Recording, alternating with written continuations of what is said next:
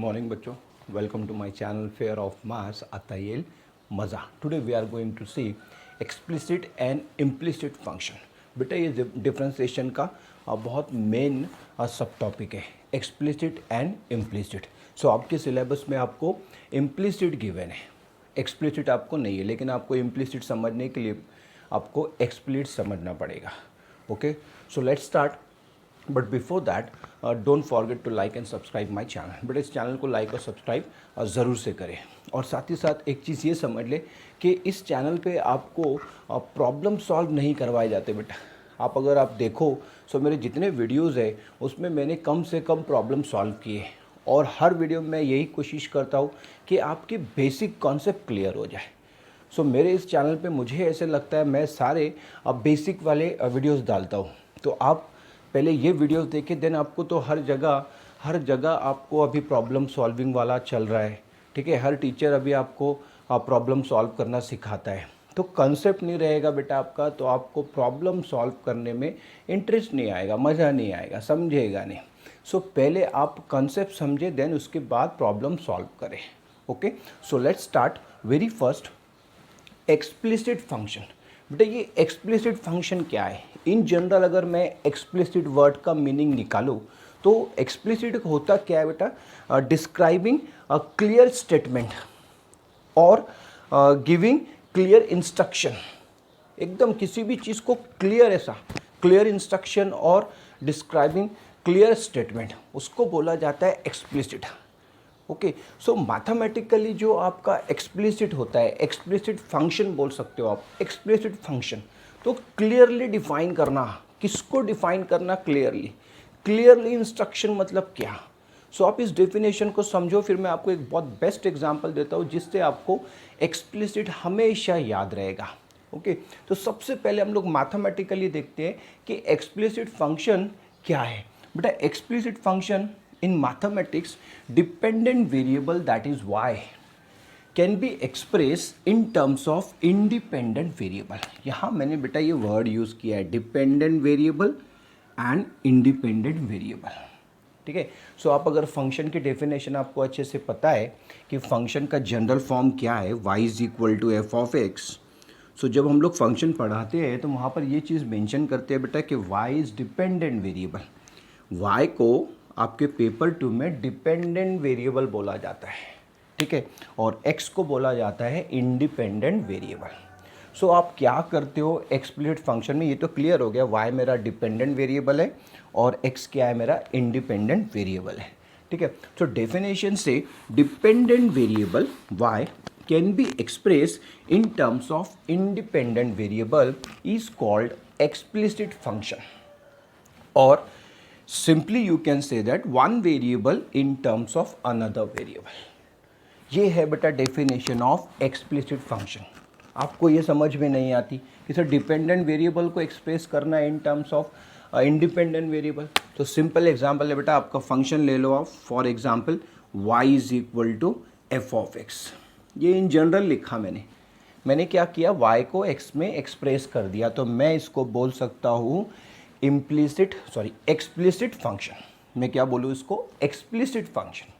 इसका एग्जाम्पल देखो. इसका एग्जाम्पल अगर मैं देखूँ, यहाँ लिखता हूँ. For example y is equal to X square plus 1, y is equal to sine X, y is equal to X square minus 1. All are explicit function. Clearly दिख रहा है y को एक्सप्रेस किया है in terms of x, y को express किया है in terms of x, y को एक्सप्रेस किया है in terms of x. Clear mention किया है, मतलब कोई डाउट है ही नहीं. ठीक है, क्लियर दिख रहा है हमको कि y is a function of x. ऐसे बोल सकते हो, y is a function of x.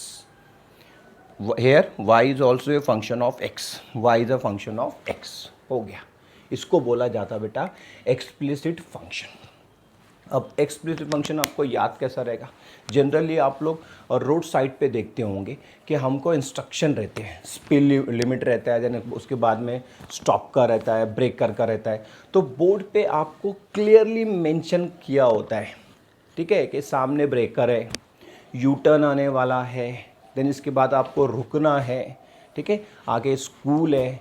तो ये सारी चीज़ें एकदम क्लियर मेंशन की हुई होती है, ठीक है। सो इसको ही बोला जाता है एक्सप्लिसिट। एक्सप्लिसिट आप बेस्ट एग्जांपल है, आप ये याद रखो। रोड साइड पे आपको जो इंस्ट्रक्शन दिखते हैं, जनरली हम लोग जब हाईवे पे जाते हैं तो वहाँ हमको बहुत दिखता है कि सामने में यू टर्न है, देन आगे में ब्रेकर है, ठीक है, उसके बाद में आपको कितना स्पीड लिमिट रखना है। तो सारे इंस्ट्रक्शन हमारे क्लियर होते हैं, सारे इंस्ट्रक्शन क्लियर होते हैं। हम लोग उसको देख लेते हैं और हमको समझ जाता है कि यार हमको हमारी स्पीड कम रखनी है, आगे ब्रेकर आने वाला है, आगे यू टर्न आने वाला है। तो सारे के सारे बेटा एक्सप्लिसिट है। एक्सप्लिसिट का मीनिंग ये है क्लियर इंस्ट्रक्शन और क्लियर स्टेटमेंट, कोई डाउट ही नहीं होना चाहिए उसमें, ठीक है। जैसे यहाँ पर कोई डाउट ही नहीं है, y is a function of x, ठीक है। और यू कैन आप इसको चेंज भी कर सकते हो, ज़रूरी नहीं कि y is the function of x, लेकिन जनरली हम लोग इसको, क्योंकि यहाँ ऐसे बोला है one variable in terms of another variable, तो वेरिएबल कुछ और आ सकता है, लेकिन जनरली हम लोग x और y से डील करते हैं, ठीक है। तो पेपर 2 में आपको x और y देखने के लिए मिलेगा। सो आप बेस्ट है इसको ही याद रखोगे, y is express in terms of x is called explicit function. Okay बच्चा, इसको आप कभी नहीं भूलोगे। नेक्स्ट, आपके सिलेबस में आपको मेंशन किया है इम्प्लिसिट फंक्शन। अब ये इम्प्लिसिट फंक्शन क्या है, थोड़ा सा आपको इसको समझ लेना पड़ेगा कि इम्प्लिसिट फंक्शन क्या होता है, एक्सप्लिसिट फंक्शन क्या होता है। बेटा इम्प्लिसिट में आपको स्टेटमेंट, पहले मैं आपको डेफिनेशन बता दूं, इम्प्लिसिट फंक्शन क्या है, ये आपके सिलेबस में। तो बेटा y जो है x से रिलेटेड है, y is related to x but can not be express in this form, y is equal to F of X. Can not बोलना है आपको यहाँ पर। एक्सप्लिसिट में आपने इसको एक्सप्रेस किया था y is equal to F of X. Implicit में याद रखने के लिए क्या लिखोगे, y is related to x but can not be express in this form. इस फॉर्म में आप बेटा इसको एक्सप्रेस नहीं कर सकते हो, but can be express in the form of F of x Y equals to 0, ठीक है। थोड़ा सा मैथमेटिकल डेफिनेशन है, बच्चों को थोड़ा सा डिफिकल्ट जाता है, सो इसके लिए थोड़ा इजी कर देता हूँ इसको। बेटा सबसे पहले आप ये ध्यान में रखो कि इम्प्लिसिट में आप y को डायरेक्टली x का फंक्शन नहीं बना सकते।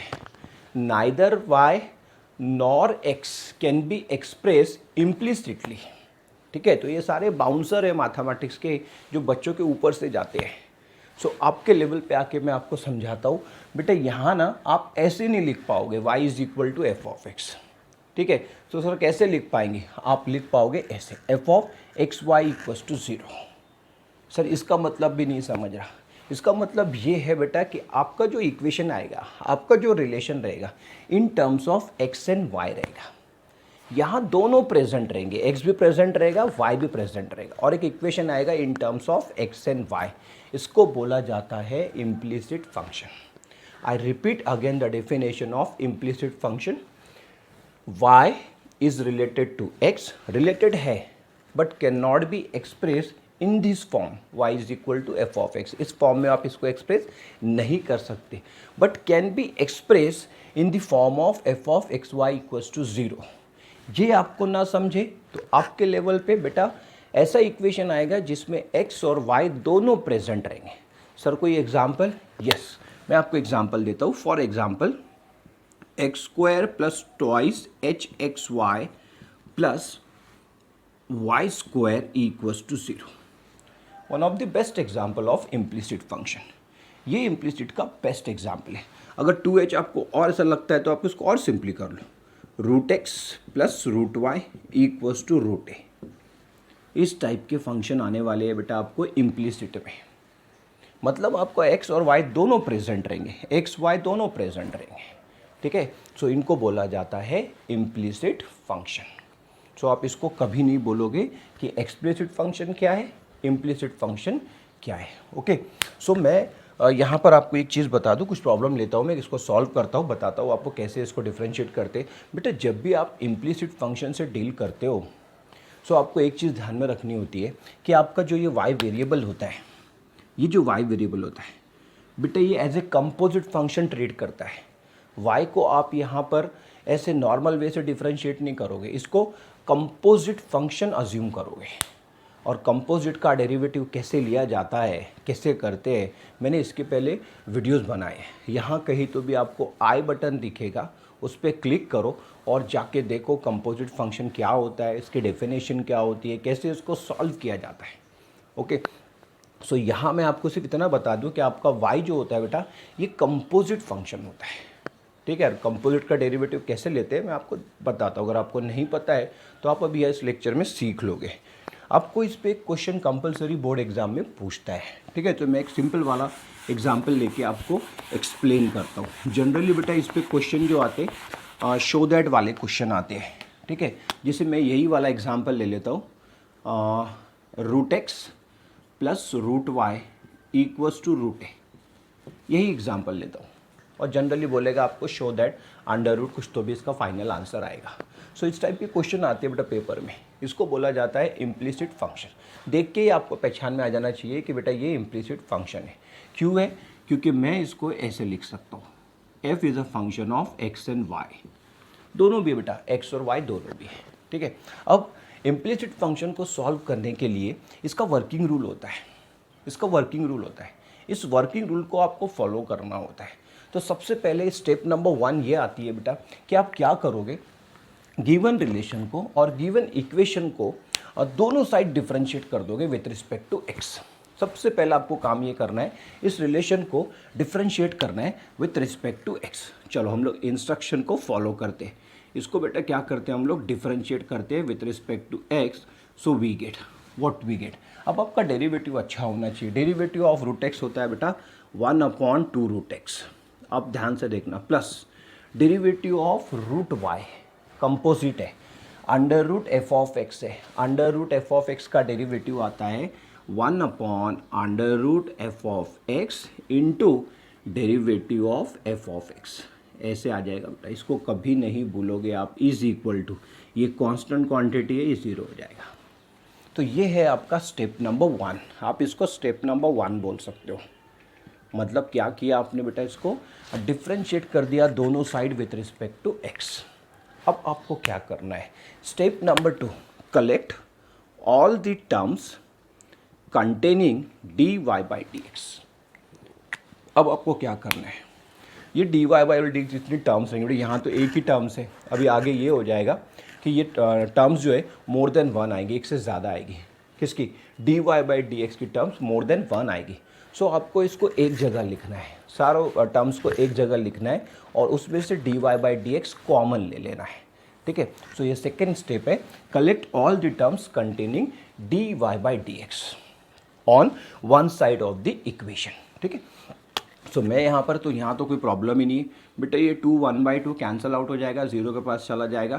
तो सिंपली आपके पास आ जाता है D Y by D X is equal to, इसको इधर शिफ्ट करोगे सो ये आएगा -1/√x। ठीक है, और यहाँ का जो ये 1/√x है, अभी इसको मैं यहीं लिखता हूँ आपको समझने के लिए। ठीक है, बस इसको इधर शिफ्ट कर दो, you will get answer D Y by D X equals to minus, इसको लिखा जाएगा बेटा y/x। क्या लिखा जाएगा इसको? -y/x लिखा जाएगा। देखो कितना टाइम लग रहा है, कितना इजी है। अगर आप इसको समझ के पढ़ोगे बेटा तो ये बहुत इजी होता है। स्टेप नंबर 1 डिफरेंशिएट करोगे। ठीक है, और ध्यान में ये रखोगे, यहाँ पर मैंने लिखना चाहिए था keeping in mind that y is composite function. y क्या है बेटा? कंपोजिट फंक्शन है। इसको कंपोजिट फंक्शन अज्यूम करना है हमको, ये भूलोगे नहीं आप, ऐसे इंस्ट्रक्शन आप अपने लिए लिख दोगे। ठीक है, आपको ये ध्यान में रखना है कि आपका y क्या होता है बेटा? कंपोजिट फंक्शन होता है। चलो हम लोग एक और एग्जांपल देखते हैं जल्दी से और देखते हैं इसका क्या आंसर आता है।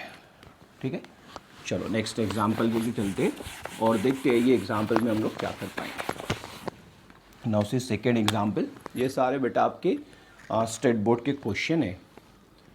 सो आपका प्रैक्टिस भी हो जा रहा है, तो आप इसको अच्छे से देखो, a√a।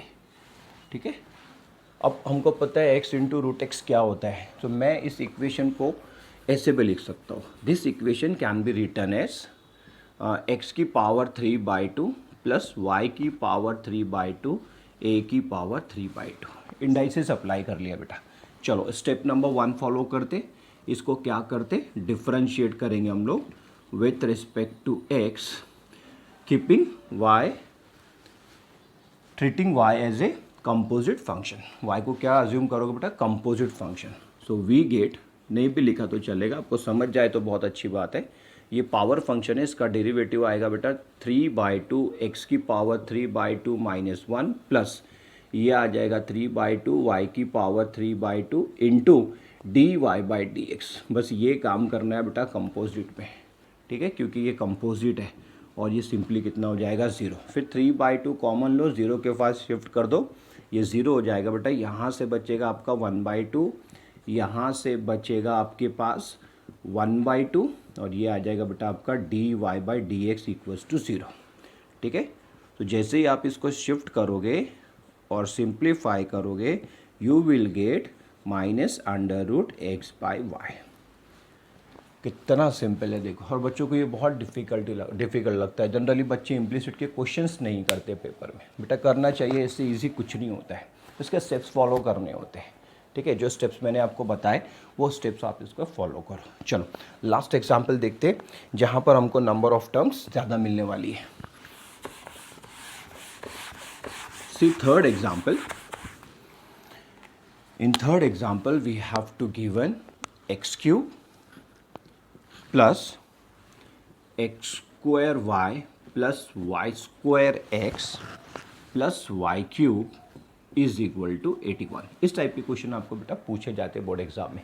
सो आप इसकी अच्छे से प्रैक्टिस करोगे, okay.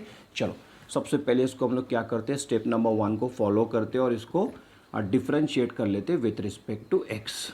We get what we get बेटा, x³ का डेरिवेटिव आएगा 3x²। यहाँ थोड़ा केयरफुली करना बेटा, यहाँ पर आएगा प्रोडक्ट रूल आएगा, ठीक है। तो प्रोडक्ट रूल अप्लाई करोगे तो क्या आ जाएगा, first function that is x² into derivative of second function plus second function that is y into derivative of first function. ये आ गया बेटा आपका प्रोडक्ट रूल इस टर्म के लिए, ठीक है। Go for next. यहाँ क्या आएगा बेटा, ये आएगा first function into derivative of second, x का 1 होता है, लिखो नहीं उसको, प्लस सेकेंड फंक्शन है आपका x, इसका डेरिवेटिव आ जाएगा 2y dy/dx। ये हो गया बेटा आपका थर्ड टर्म का एक्सपांशन। और लास्ट है आपका लास्ट टर्म 3y² dy/dx = 0। ऐसे आ जाएगा बेटा, ठीक है। अब यहाँ अगर आप ऑब्जर्व करो तो ये नंबर ऑफ टर्म्स जो है dy/dx की टोटल नंबर ऑफ टर्म्स कितनी है बेटा, 3 टर्म्स है। इसीलिए मैंने आपको स्टार्टिंग में ही बोल दिया था कि स्टेप नंबर 2 में आपको क्या करना है, dy/dx की जो टर्म्स है इसको एक साइड कलेक्ट करना है। जैसे मैं यहाँ करूँगा, अच्छे से देखोगे आप, मैं सब में से क्या करता हूँ, ये dy/dx कॉमन आउट ले लेता हूँ। तो सिंपली मेरे पास यहाँ बच जाएगा बेटा x², इधर से बचेगा 2xy और यहाँ से बचेगा बेटा 3y², और सब में से मैंने कॉमन ले लिया है dy/dx इज इक्वल टू। अब ये सारी टर्म्स बेटा शिफ्ट कर दो राइट साइड में जिसमें dy/dx नहीं है। सो ऑब्वियस है ये वाली टर्म, ये टर्म और ये टर्म सब निगेटिव रहेगी बेटा, सब में से माइनस साइन कॉमन ले लो। So you will get minus, ये आ जाएगा बेटा 3x² plus 2xy plus y²। ये आ जाएगा बेटा आपका, ये रिमेनिंग टर्म्स को मैंने शिफ्ट कर दिया, इसको शिफ्ट कर दो डिनोमिनेटर में, you will gate dy/dx that is -3x² plus 2xy plus y² upon, इसके अपॉन में आ जाएगा बेटा x² plus 2xy plus 3y²। ये है बेटा आपका फाइनल आंसर, ठीक है। तो ऐसे आपको स्मार्ट वर्क करना है, पहले कॉन्सेप्ट समझना है, देन प्रॉब्लम से डील करना है, डायरेक्टली प्रॉब्लम सॉल्व नहीं करना है। आई होप बच्चों आज का वीडियो आपको समझ में आया हो। अगर आपको आज का वीडियो अच्छा लगे तो जाते जाते ज़रूर से लाइक करें। जनरली बच्चे बेटा वीडियोस देखते हैं लेकिन लाइक नहीं करते। लाइक करने में मुझे नहीं लगता कुछ बहुत बड़ा काम है आपको लाइक करना, ठीक है। जस्ट एक बटन को क्लिक करना होता है, हार्डली 1 सेकंड भी नहीं लगता होगा मुझे लगता है इसको क्लिक करने में। करना चाहिए बेटा, लाइक करना चाहिए। अगर कोई टीचर, कोई भी टीचर, आप यूट्यूब पे किसी का भी वीडियो देखो, अगर वो आपको पढ़ाता है तो आपने और कुछ सीखा हो आपने उससे, तो जाते जाते उसको लाइक तो करना ही चाहिए बेटा। ऐसा नहीं जस्ट देख लिया और छोड़ दिया। वो टीचर आपके लिए मेहनत कर रहा है, ठीक है, आपको पढ़ा रहा है, फ्री ऑफ कॉस्ट पढ़ा रहा है, तो आप इतना भी नहीं कर सकते हो किसी टीचर के लिए कि आप उसको लाइक भी नहीं कर सकते हो। तो आप किसी भी टीचर का वीडियो देखें, अगर आप वहाँ से कुछ सीखते हो, ठीक है, तो उसको आपको लाइक करना होता है। नहीं तो आजकल कैसे होता था, पहले कैसे होता था, कुछ टीचर कोई पढ़ाता था हम लोग को फ़ीस पे करते थे। आपको फ़ीस तो पे कर रहे ही नहीं है, फ़ीस की बड़ी टेंशन होती थी, फ़ीस देना है टीचर को। अब तो वो टेंशन ही ख़त्म हो गई, सारे टीचर्स ऑनलाइन पढ़ा रहे हैं, वो भी फ्री ऑफ कॉस्ट पढ़ा रहे हैं। सो आप इतना तो कर सकते हो टीचर के लिए कि उसको लाइक तो कर सकते हो, ठीक है। व्यू किया तो आपको लाइक करना चाहिए। होता है कभी आपको वीडियो पसंद नहीं आती हो, ऐसा लगता होगा यार सर की बात समझ में नहीं आई है, फिर भी लाइक डाल देना चाहिए, फिर भी डाल देना चाहिए। ओके बच्चा, तो see you in next video, till then bye.